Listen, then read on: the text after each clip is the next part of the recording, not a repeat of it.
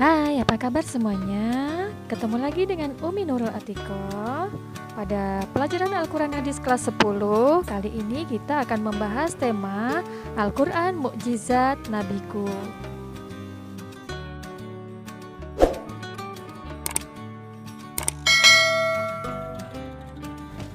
Tujuan pembelajaran kita hari ini adalah yang pertama, peserta didik dapat menyajikan tentang kemukjizatan Al-Quran. Yang kedua, peserta didik dapat mencintai Al-Quran. Yang ketiga, peserta didik dapat menjelaskan tentang kemukjizatan Al-Quran. Dan yang keempat, peserta didik dapat menyampaikan contoh-contoh kemukjizatan Al-Quran. Assalamualaikum warahmatullahi wabarakatuh. Seperti biasa, sebelum kita mulai belajar, kita awali dulu pelajaran kita hari ini dengan bersama-sama melafazkan basmalah. Bismillahirrahmanirrahim.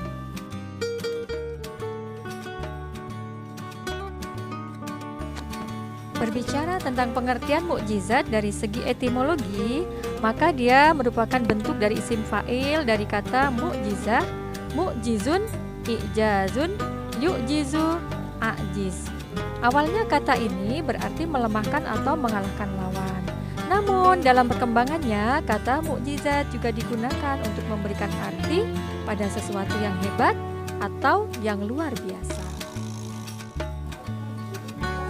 Menurut Mana Al-Qattan, beliau mendefinisikan mukjizat al-mu'aradati ani salim bitahaddi makrunun lil adati kharikun amrun hiyal mukjizah, yakni sesuatu yang menyalahi kebiasaan disertai tantangan dan selamat dari perlawanan.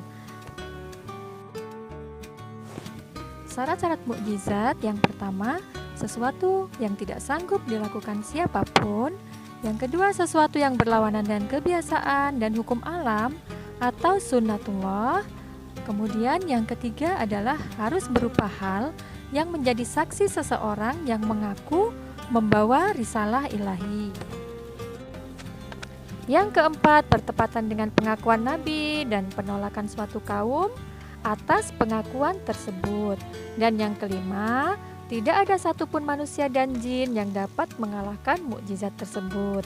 Nah, apabila memenuhi kelima syarat ini, maka itu bisa disebut dengan mukjizat. Mukjizat terbagi menjadi dua macam. Yang pertama disebut dengan mukjizat hissi, yakni mukjizat yang dapat dilihat dengan tanggapan panca indera. Contoh mukjizat hissi adalah mukjizatnya Nabi Daud yang dapat melunakkan besi. Yang kedua adalah mukjizat maknawi, yakni mukjizat yang hanya dapat dicapai dengan menggunakan kekuatan akal dan kecerdasan pikiran.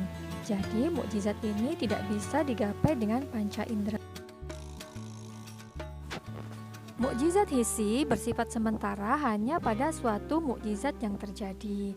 Sedangkan mukjizat maknawi bersifat universal dan eternal atau abadi dan berlaku untuk semua manusia sampai akhir zaman. Contoh mukjizat maknawi ini adalah Al-Quran, seperti yang saat ini masih berada bersama-sama kita dan menjadi pedoman hidup bagi umat manusia. Oleh karena itu, maka kita dapat menarik kesimpulan bahwa Ijazul Quran adalah merupakan teguhnya kehebatan Al-Quran di hadapan kelemahan manusia dan jin untuk membuat yang semacam dengan Al-Quran. Dari sini kita bisa memahami bahwa aspek-aspek kemukjizatan Al-Quran yang pertama bisa kita lihat dari segi gaya bahasa atau uslubnya. Bahwa gaya bahasa Al-Quran itu adalah gaya bahasa yang khas yang tidak dapat ditiru oleh siapapun. Susunan kalimatnya sangat otentik dan indah, sehingga para sastrawan Arab tidak bisa menirunya. Al-Quran memakai gaya bahasa dan lafaz Arab yang meskipun indah, tetapi bukan puisi, bukan prosa, dan bukan pula syair. Dari sisi kemukjizatan inilah yang kemudian mereka tidak dapat menandingi Al-Quran tersebut. Nah, dari segi uslub Al-Quran, maka ada beberapa keistimewaan yang dimiliki Al-Quran. Yang pertama adalah bahwa keindahan dan kelembutan bahasa Al-Quran sejak dari bentuk lafaznya dan susunan kalimatnya. Yang kedua, bahwa keserasian Al-Quran dapat dirasakan oleh semua lapisan manusia, baik itu kaum cendekiawan maupun kaum awam dapat merasakan keagungan dan keindahan Al-Quran. Yang ketiga, sesuai dengan akal dan perasaan, bahwa Al-Quran itu menyampaikan doktrin dan pengetahuan dengan kalimat-kalimat yang indah. Yang keempat, keindahan kalimat serta keanekaragaman susunannya. Satu makna diungkapkan dalam beberapa bentuk lafaz dan susunan yang bermacam-macam. Yang kelima, Al-Quran mencakup dan memenuhi semua persyaratan antara bentuk global atau mujmal dan bentuk yang terperinci atau tafsil.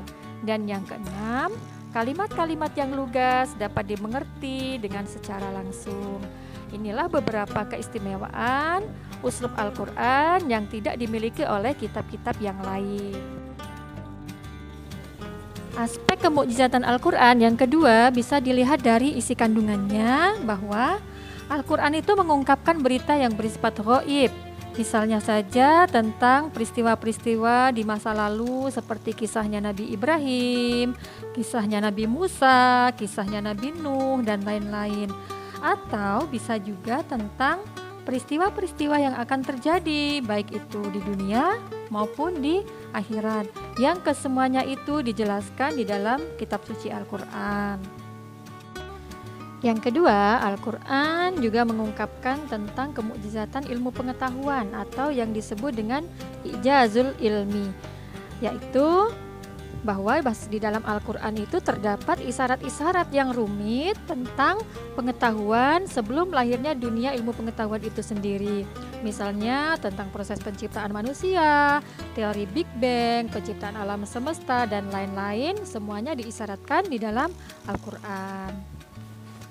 Yang ketiga, di dalam Al-Quran itu sendiri merupakan sumber aturan hukum Islam yang bersifat universal dan mencakup segala urusan hidup manusia, bahwa Al-Quran memiliki aturan atau undang-undang yang jelas yang mengatur bagaimana hubungan manusia dengan Allah, bagaimana hubungan manusia dengan manusia, bagaimana hubungan manusia dengan alam sekitarnya. Semua itu sudah diatur di dalam Al-Quran.